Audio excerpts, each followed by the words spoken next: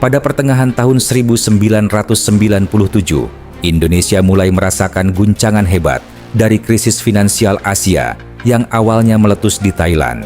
Situasi yang pada mulanya dianggap sebagai gejolak mata uang regional biasa, dengan cepat berubah menjadi krisis ekonomi terdalam dalam sejarah modern Indonesia. Nilai tukar rupiah terhadap dolar Amerika Serikat yang selama bertahun-tahun stabil, tiba-tiba terjun bebas. Depresiasi yang sangat tajam dan cepat ini melumpuhkan pergerakan ekonomi nasional nyaris dalam sekejap. Dampak dari anjloknya nilai tukar rupiah ini langsung menghantam dunia usaha secara masif. Pada masa itu, banyak perusahaan di Indonesia yang membangun bisnisnya dengan mengandalkan utang luar negeri dalam bentuk dolar dan sangat bergantung pada bahan baku impor. Ketika nilai tukar dolar melambung tinggi, beban utang dan biaya produksi membengkak berkali-kali lipat di luar kendali.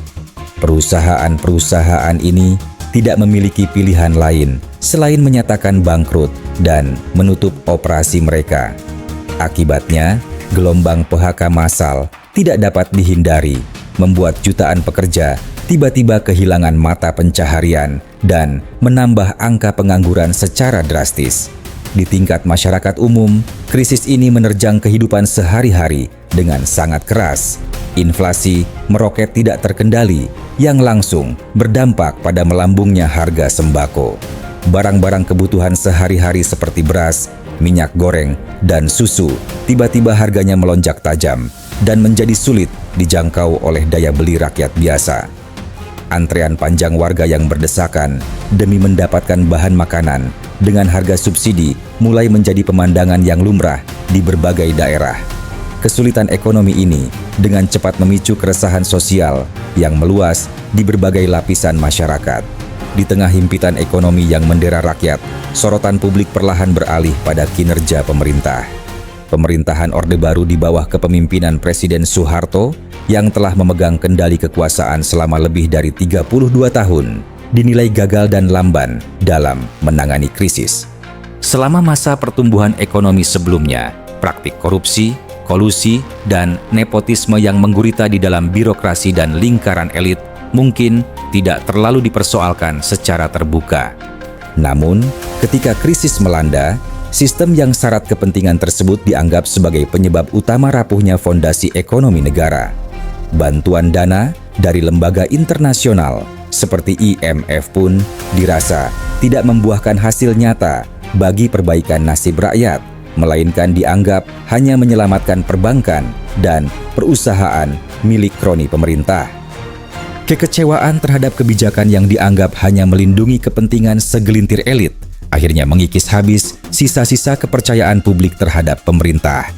Kesulitan hidup sehari-hari membuat masyarakat menyadari bahwa pemulihan ekonomi tidak akan pernah terwujud tanpa adanya perombakan sistem politik dan pemerintahan secara menyeluruh. Dari sinilah, gelombang awal ketidakpuasan mulai disuarakan secara terbuka, dimotori oleh kalangan mahasiswa, cendekiawan, dan aktivis pro-demokrasi. Mereka mulai turun ke jalan, menyuarakan kritik yang sebelumnya tabu, menandai lahirnya embrio gerakan reformasi yang kelak akan memuncak pada tahun 1998.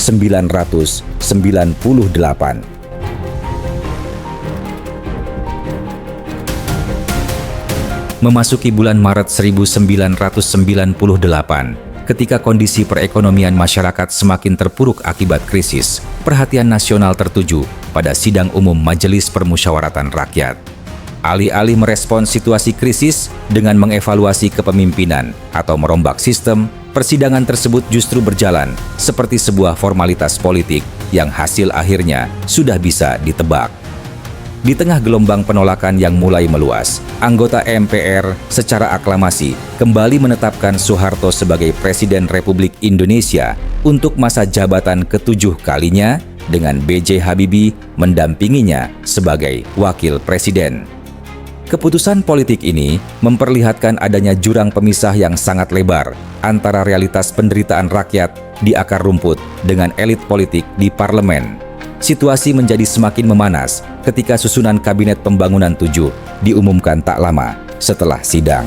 harapan akan adanya tim ekonomi yang solid dan profesional untuk mengatasi krisis seketika runtuh.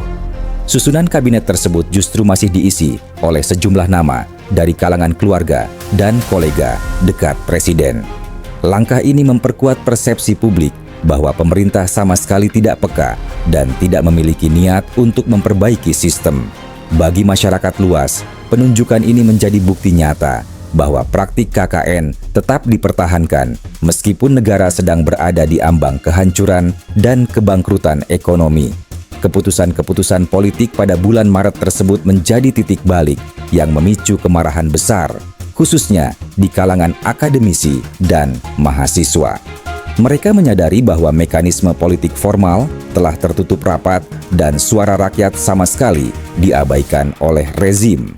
Jika sebelumnya kritik yang disuarakan lebih terfokus pada perbaikan kebijakan ekonomi dan penolakan harga sembako, kini arah perlawanan berubah drastis. Gelombang protes mulai mengkristal menjadi gerakan politik yang menuntut perubahan sistem. Aksi unjuk rasa yang semula berskala kecil mulai bermunculan di berbagai universitas di seluruh Indonesia. Kampus-kampus bertransformasi menjadi pusat konsolidasi, tempat para mahasiswa dan dosen menggelar mimbar bebas secara rutin. Tuntutan mereka kini mengerucut pada satu agenda utama yang sebelumnya dianggap tabu, yakni mendesak Presiden Soeharto untuk segera mengundurkan diri dan membuka jalan bagi reformasi politik secara menyeluruh.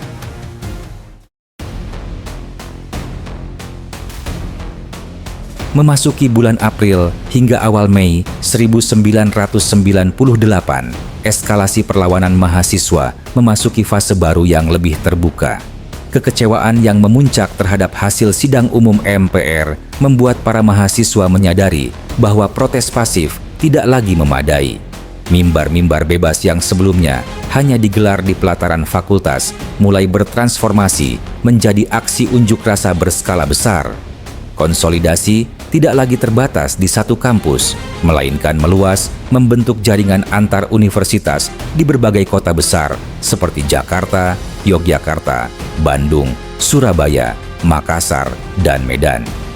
Para mahasiswa mulai bergerak keluar dari zona aman kampus, turun ke jalan raya untuk memastikan suara mereka terdengar langsung oleh pusat kekuasaan. Agenda tuntutan yang disuarakan dalam aksi-aksi ini pun menjadi lebih tajam dan terarah. Jika pada awal krisis, tuntutan lebih banyak berkisar pada penurunan harga sembako, kini agendanya mengerucut pada desakan reformasi total. Mahasiswa secara terbuka menuntut adanya perombakan sistem politik, pemulihan ekonomi, penegakan hukum, serta pemberantasan praktik KKN yang mengakar. Puncaknya, tuntutan yang paling lantang disuarakan di setiap jalanan adalah desakan agar Presiden Soeharto segera meletakkan jabatannya. Pergeseran titik aksi dari dalam kampus menuju jalan raya ini secara otomatis mempertemukan mahasiswa dengan barisan aparat keamanan. Pada masa itu, TNI dan Polri yang masih tergabung dalam satu Komando Angkatan Bersenjata Republik Indonesia atau ABRI mendapat instruksi langsung dari pemerintah pusat untuk menjaga stabilitas keamanan nasional dengan pendekatan yang sangat ketat. Terdapat aturan tidak tertulis, namun ditegakkan secara kaku bahwa unjuk rasa mahasiswa hanya boleh dilakukan di dalam batas pagar kampus. Pintu gerbang universitas menjadi batas yang jelas. Di satu sisi, berkumpul ribuan mahasiswa, sementara di sisi lainnya berjajar aparat keamanan dengan perlengkapan lengkap seperti rompi taktis, tameng, dan gas air mata. Ketika masa mahasiswa berkeras mencoba menerobos barikade tersebut untuk melakukan aksi long march menuju gedung DPRD atau DPR MPR, bentrokan fisik di lapangan menjadi situasi yang tidak dapat dihindari. Pemandangan konfrontasi jalanan mulai menjadi rutinitas harian yang mewarnai berbagai kota. Aparat keamanan merespons pergerakan massa dengan pengerahan kendaraan water cannon, tembakan gas air mata untuk memecah kerumunan, hingga pembubaran paksa menggunakan tongkat rotan. Di sisi lain, barisan mahasiswa seringkali membalas tekanan tersebut dengan lemparan batu, kayu, serta pembakaran ban bekas untuk menghalau laju aparat. Bentrokan yang terjadi secara berulang ini membuat eskalasi kekerasan meningkat perlahan, tapi pasti. Ratusan mahasiswa ditangkap, sementara jumlah korban luka-luka dari kedua belah pihak terus bertambah setiap harinya. Upaya aparat keamanan untuk menahan laju demonstrasi dengan cara represif justru memicu simpati publik yang lebih luas terhadap gerakan mahasiswa, sekaligus membuat situasi keamanan negara berada pada titik didih yang sangat rawan menjelang pertengahan bulan Mei.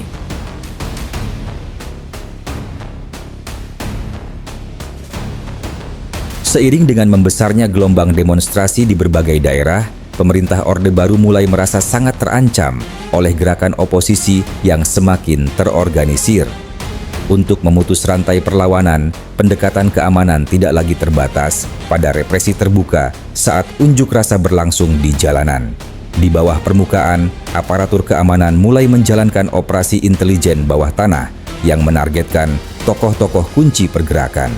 Target utama operasi ini adalah para aktivis pro-demokrasi, pemimpin mahasiswa, dan anggota organisasi politik yang dinilai paling vokal dalam memobilisasi massa menentang rezim.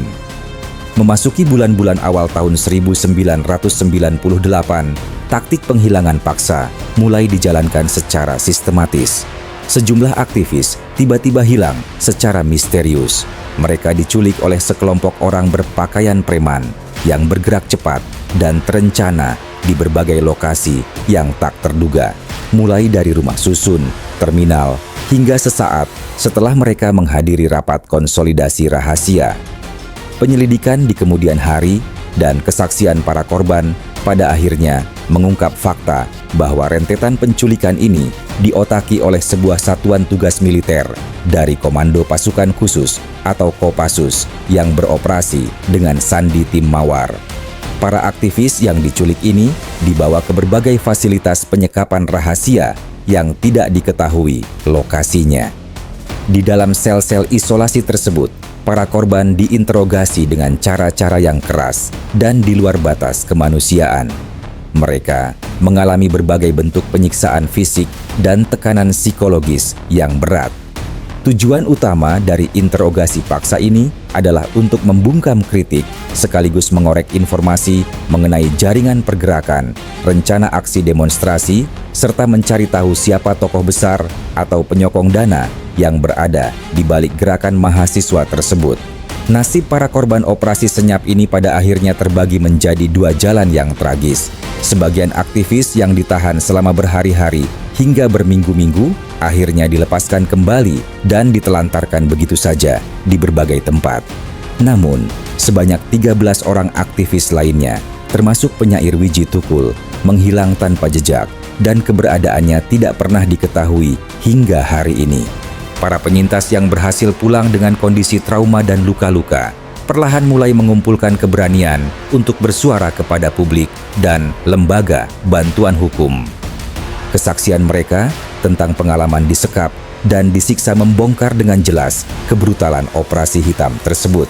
Niat awal dari tindakan penculikan ini sebenarnya adalah untuk menciptakan efek kejut dan menebarkan teror psikologis yang melumpuhkan daya kritis masyarakat. Pemerintah berharap rasa takut akan membuat mahasiswa dan aktivis menghentikan aksinya. Akan tetapi, taktik ini justru menjadi bumerang yang sangat fatal bagi rezim. Terbongkarnya fakta mengenai penculikan dan penyiksaan ini sukses menyulut kemarahan publik yang luar biasa besar. Tindakan represif tersebut menjadi bukti nyata bagi masyarakat bahwa penguasa sudah kehilangan akal sehat dan bersedia menghalalkan segala cara untuk mempertahankan posisinya. Alih-alih meredup, nyali barisan pro-demokrasi justru semakin berkobar, menggalang simpati rakyat luas, dan mempercepat runtuhnya sisa-sisa legitimasi Orde Baru.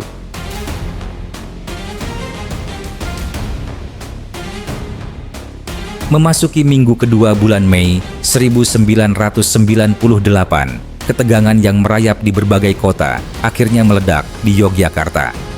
Sebagai kota pelajar, Yogyakarta menjadi basis pergerakan yang sangat masif, di mana puluhan ribu mahasiswa dari berbagai kampus turun gelanggang secara serentak.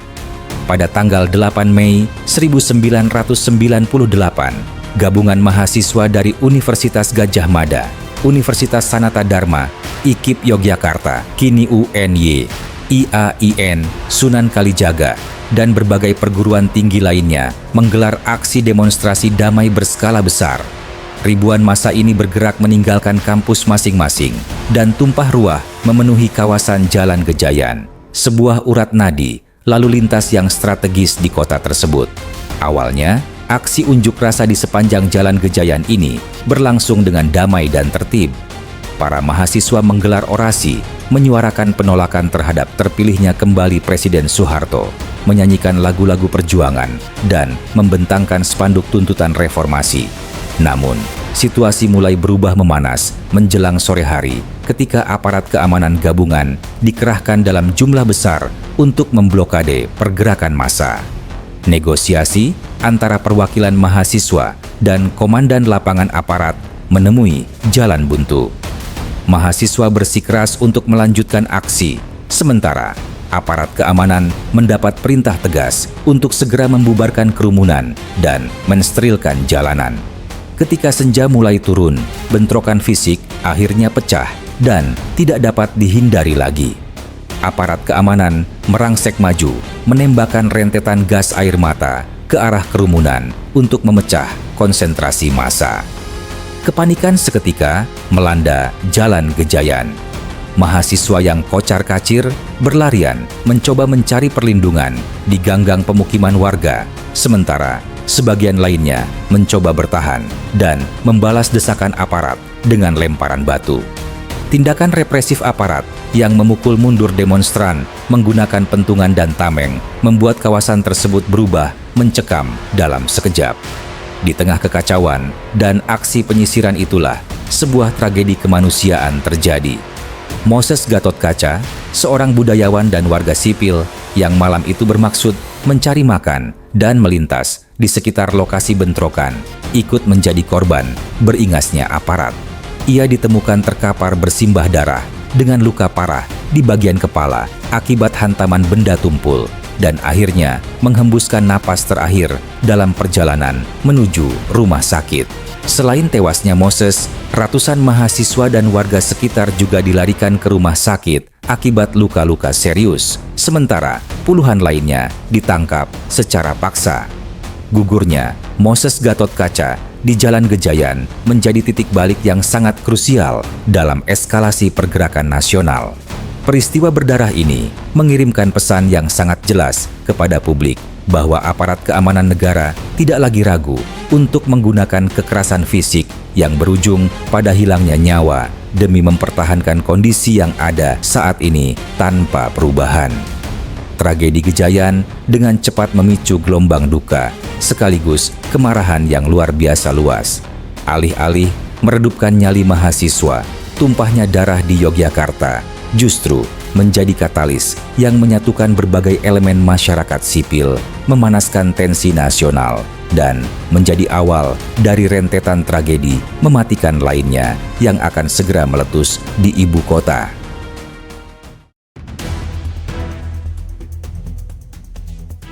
Empat hari setelah insiden berdarah di Yogyakarta, ibu kota Jakarta akhirnya menjadi titik ledak utama dari rentetan ketegangan nasional. Pada tanggal 12 Mei 1998, ribuan civitas akademika Universitas Trisakti, mulai dari mahasiswa, dosen, hingga staf kampus, berkumpul untuk menggelar aksi damai.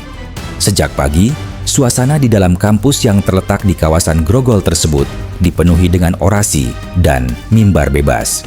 Menjelang siang hari, massa memutuskan untuk bergerak keluar kampus dan merencanakan aksi berjalan bersama menuju gedung DPR MPR di Senayan untuk menyampaikan tuntutan reformasi secara langsung kepada wakil rakyat. Namun, pergerakan ribuan mahasiswa ini segera terhenti tak jauh dari gerbang kampus. Aparat keamanan yang terdiri dari kesatuan polisi dan militer telah membangun barikade berlapis untuk memblokade jalan raya. Ketegangan sempat membayangi pertemuan kedua kubu ini, tetapi dialog dan negosiasi antara perwakilan mahasiswa dan aparat keamanan berhasil dilakukan. Setelah tertahan selama beberapa jam di jalanan di bawah terik matahari, sebuah kesepakatan dicapai menjelang sore hari. Mahasiswa setuju untuk membubarkan diri secara perlahan dan mundur kembali ke dalam area kampus, sementara aparat diminta untuk menahan diri dan mundur. Proses kemunduran massa yang awalnya berjalan tertib tiba-tiba berubah menjadi petaka. Saat sebagian besar mahasiswa sedang berjalan memutar balik ke arah gerbang Trisakti dan sebagian aparat mulai bergerak mundur, terjadi provokasi yang asal-usulnya simpang siur, disusul oleh letusan senjata api. Tembakan peringatan tersebut dengan cepat memicu tindakan represif dari aparat keamanan yang berada di sekitar jalan flyover yang menghadap langsung ke dalam kampus.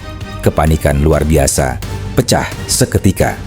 Ribuan orang berlarian tak tentu arah mencari tempat berlindung di dalam gedung-gedung fakultas. Sementara tembakan gas air mata dan peluru terus diarahkan ke kerumunan mahasiswa yang terjebak. Di tengah kekacauan dan rentetan tembakan tersebut, tragedi kelam sejarah reformasi pun terjadi. Senjata yang ditembakkan rupanya tidak hanya memuntahkan peluru karet, melainkan peluru tajam. Tembakan mematikan dari aparat merenggut nyawa 4 mahasiswa Trisakti, yaitu Elang Mulia Lesmana, Hafidin Royan, Heri Hertanto, dan Hendriawan Si. Mereka tertembak di area vital, seperti kepala, leher, dan dada, saat sedang berupaya berlindung di dalam lingkungan kampus mereka sendiri. Selain keempat korban jiwa tersebut, puluhan mahasiswa lainnya mengalami luka parah akibat tembakan, hantaman benda tumpul, dan injakan saat berdesakan. Kabar jatuhnya korban jiwa di kampus Trisakti menyebar dengan sangat cepat ke seluruh penjuru negeri pada malam harinya. Berita ini disiarkan secara luas oleh stasiun televisi dan stasiun radio, memperlihatkan betapa brutalnya penanganan aparat terhadap aksi mahasiswa yang damai. Gugurnya keempat mahasiswa yang kelak dikenang sebagai pahlawan reformasi ini menghancurkan batas akhir kesabaran masyarakat Indonesia. Peristiwa Trisakti menghapus sekat-sekat demonstrasi mahasiswa dan menjadikannya sebuah kemarahan nasional yang tidak lagi bisa dikendalikan oleh pemerintah. Darah yang tumpah pada hari itu menjadi pemantik utama yang esok harinya mengubah ibu kota menjadi lautan api kerusuhan, sekaligus mempercepat hitungan mundur kejatuhan pemerintahan Pak Soeharto.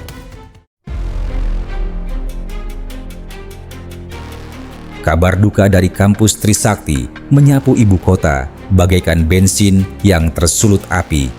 Pada keesokan harinya, tanggal 13 Mei 1998, suasana duka dan kemarahan publik yang memang sudah memuncak akibat krisis ekonomi dengan cepat bermutasi menjadi gelombang anarki yang sama sekali tidak terkendali.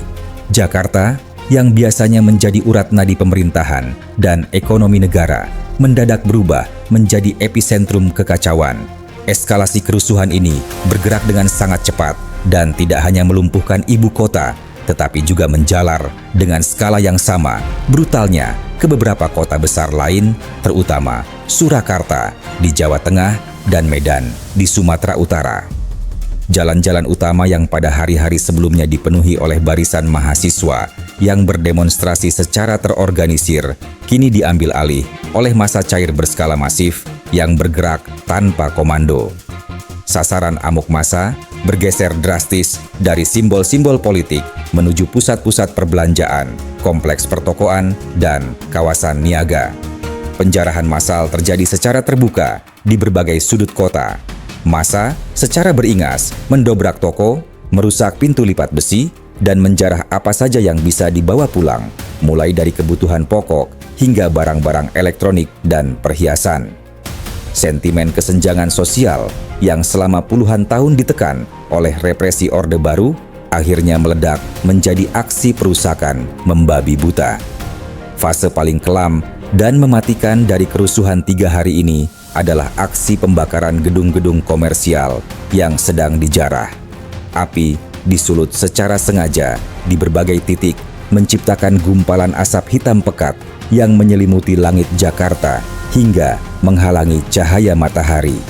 Tragedi kemanusiaan yang sangat mengerikan pun Tidak terhindarkan ketika sentra-sentra ekonomi tersebut dibakar saat ribuan orang masih berada di dalamnya. Salah satu catatan paling kelam terjadi di Yogya Plaza Klender, Jakarta Timur. Ribuan warga yang berdesakan di dalam gedung mal tiba-tiba terkepung oleh kobaran api dan asap beracun yang membesar dengan cepat memblokir jalur keluar, membuat evakuasi massal menjadi mustahil dilakukan. Ribuan nyawa melayang dengan cara yang sangat tragis dalam rentetan kebakaran massal tersebut. Sebagian besar korban tewas akibat sesak napas, terperangkap asap tebal, atau hangus terbakar di dalam gedung-gedung mal yang perlahan runtuh. Pemadaman sangat sulit dilakukan karena petugas pemadam kebakaran kerap diadang oleh perusuh, di samping jumlah titik api yang melampaui kapasitas tanggap darurat kota. Ketika api akhirnya mulai padam 1 atau 2 hari kemudian, tim evakuasi menemukan ratusan hingga ribuan tumpukan jenazah dalam kondisi mengenaskan dan sudah tidak dapat dikenali lagi, menambah lembaran hitam sejarah tragedi tersebut. Di tengah runtuhnya ibu kota ke dalam jurang anarki yang mematikan, kehadiran negara seolah menguap begitu saja. Institusi keamanan yang pada minggu-minggu sebelumnya tampil sangat solid dan ketat dalam membendung pergerakan mahasiswa, tiba-tiba terlihat kewalahan, tidak terkoordinasi, atau bahkan kehilangan komando. Di banyak titik kerusuhan parah, aparat militer dan kepolisian dilaporkan absen sepenuhnya, membiarkan massa merajalela melakukan perusakan dan pembakaran tanpa hambatan. Berarti kelumpuhan aparat keamanan dalam mengambil alih kendali situasi ini membiarkan ibu kota dan negara berada dalam kondisi lumpuh total, memunculkan luka sejarah mendalam dan pertanyaan tak terjawab mengenai tanggung jawab perlindungan negara terhadap warga sipilnya pada masa-masa paling kritis.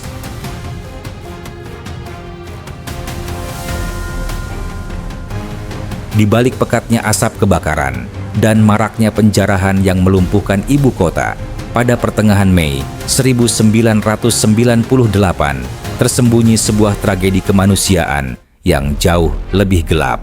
Dalam kekacauan yang terjadi dari tanggal 13 hingga 15 Mei, eskalasi amuk massa meruncing pada satu sasaran yang sangat spesifik, yaitu warga negara Indonesia keturunan Tionghoa. Situasi yang awalnya merupakan ekspresi kemarahan terhadap kelumpuhan ekonomi dengan cepat dimanipulasi menjadi sentimen rasial yang destruktif. Sentimen ini bermula dari pandangan stereotip yang telah lama tertanam bahwa etnis Tionghoa mendominasi sektor perekonomian secara eksklusif.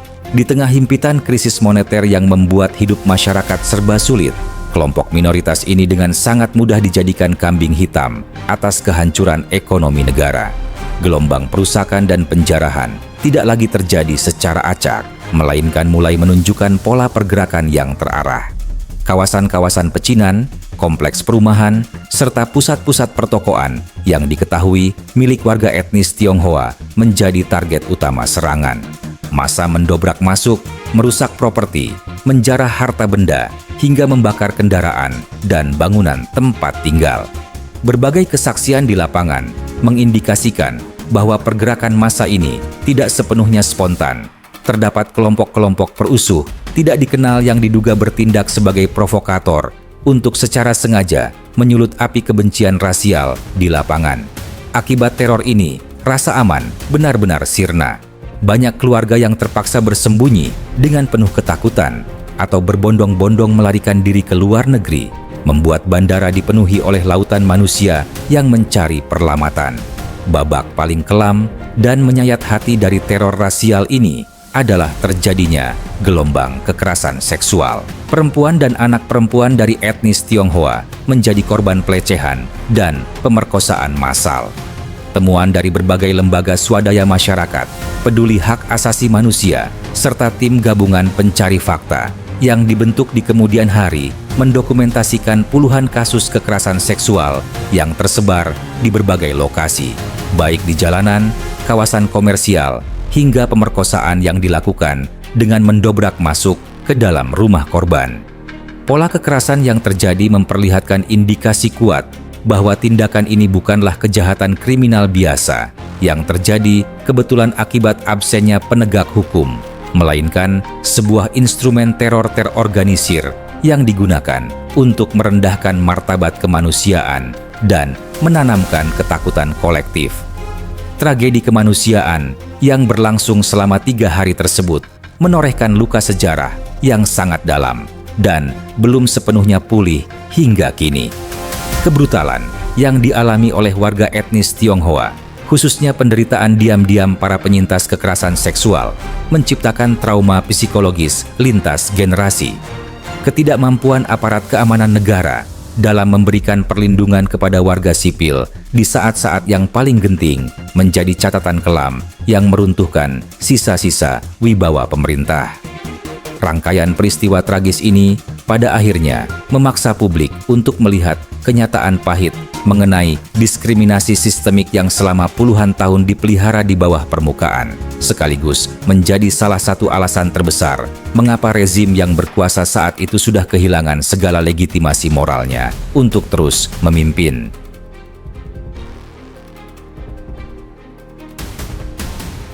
Gelombang kerusuhan yang sempat membumi hanguskan sebagian wilayah ibu kota tidak lantas menyurutkan langkah perjuangan kelompok mahasiswa. Sebaliknya, tragedi berdarah dan kelumpuhan sosial yang terjadi justru semakin menguatkan tekad mereka bahwa akar dari segala kekacauan ini harus segera dicabut. Memasuki pertengahan bulan Mei, puluhan ribu mahasiswa dari berbagai universitas di seluruh Indonesia mengubah strategi pergerakan mereka. Titik aksi tidak lagi tersebar di jalanan kota, melainkan difokuskan pada satu sasaran utama yang menjadi simbol tertinggi kekuasaan negara, yakni Gedung DPR MPR RI di kawasan Senayan, Jakarta. Gelombang kedatangan mahasiswa ke kompleks parlemen ini berlangsung masif dan tidak terbendung. Menariknya, aparat keamanan dari unsur TNI dan Polri yang berjaga di sekitar gedung pada saat itu mulai menunjukkan perubahan sikap. Jika pada minggu-minggu sebelumnya mereka tampil sangat represif, kali ini barikade aparat tampak lebih longgar dan secara bertahap membiarkan ribuan mahasiswa memasuki area kompleks wakil rakyat tersebut. Mahasiswa tidak hanya memadati pelataran dan taman, tetapi hingga memanjat kubah hijau gedung kura-kura yang ikonik. Mereka mendirikan tenda, menggelar orasi, dan menyatakan tekad bulat untuk menduduki gedung parlemen dan tidak akan pulang sebelum Soeharto turun dari jabatannya. Tekanan fisik dan psikologis dari pendudukan jalanan ini akhirnya berhasil menembus tebalnya tembok kekuasaan elit di Jakarta. Soliditas lingkaran dalam pemerintahan Orde Baru mulai retak dengan sangat cepat. Pukulan politik pertama dan paling mengejutkan datang dari Harmoko, Ketua MPR DPR sekaligus loyalis utama yang hanya 2 bulan sebelumnya memimpin aklamasi pengangkatan Soeharto. Di hadapan media, Harmoko secara terbuka meminta agar Presiden Soeharto segera mengundurkan diri demi keutuhan bangsa. Pernyataan ini menjadi sinyal kuat bahwa dukungan politik dari legislatif telah runtuh sepenuhnya. Di tengah situasi yang semakin menyudutkan, Soeharto masih mencoba melakukan manuver politik terakhir untuk menyelamatkan kekuasaannya. Ia menawarkan jalan tengah dengan berjanji akan merombak kabinet menjadi kabinet reformasi dan membentuk sebuah komite reformasi yang bertugas menyusun undang-undang baru demi mempercepat pemilihan umum. Namun, upaya ini gagal total. Tokoh-tokoh nasional yang diundang ke istana secara halus menolak untuk bergabung dalam komite tersebut. Pukulan pamungkas datang keesokan harinya ketika 14 orang menteri di bidang ekonomi di bawah koordinasi Ginanjar Kartasasmita secara serentak menyerahkan surat pengunduran diri. Manuver ini membuat Soeharto benar-benar terisolasi. Ia kehilangan dukungan dari parlemen, tokoh masyarakat, dan kabinetnya sendiri. Memasuki pagi hari tanggal 21 Mei 1998, segala instrumen kekuasaan Orde Baru telah lumpuh. Dengan absennya dukungan politik, kabinet yang bubar, serta posisi militer di bawah kepemimpinan Panglima ABRI Jenderal Wiranto yang memilih bersikap netral dan hanya menjamin keamanan keluarga Presiden, Soeharto menyadari bahwa tidak ada lagi jalan untuk bertahan. Negaranya berada di ambang kehancuran total jika ia bersikeras mempertahankan kursi kepresidenan. Tepat pada pukul 09.00 waktu Indonesia Barat, suasana di ruang Credentials Istana Merdeka, Jakarta terasa sangat tegang sekaligus bersejarah. Di hadapan sorotan kamera televisi yang menyiarkan secara langsung ke seluruh penjuru negeri, Soeharto berdiri di depan mikrofon dan membacakan pidato singkat yang akan mengubah wajah Indonesia selamanya. Dengan suara datar, ia menyatakan berhenti dari jabatannya sebagai Presiden Republik Indonesia. Segera setelah pidato tersebut selesai dibacakan, sesuai dengan ketentuan konstitusi, Wakil Presiden B.J. Habibie langsung melangkah maju dan mengambil sumpah jabatan sebagai Presiden ketiga Republik Indonesia di tempat yang sama, disaksikan oleh para pejabat Mahkamah Agung. Kabar pengunduran diri ini disambut dengan ledakan euforia yang luar biasa di gedung DPR MPR. Ribuan mahasiswa bersorak-sorai, berpelukan, dan menangis haru merayakan kemenangan perjuangan mereka. Pidato singkat di Istana Merdeka pagi itu bukan sekadar pergantian tampuk kepemimpinan biasa, melainkan titik resolusi dari konflik panjang dan berdarah sepanjang bulan Mei 1998. Momen tersebut secara resmi menutup tirai kediktatoran Orde Baru yang telah mencengkeram Indonesia selama 32 tahun, sekaligus membuka lembaran sejarah baru yang penuh harapan dan tantangan, yang kini dikenal sebagai era reformasi.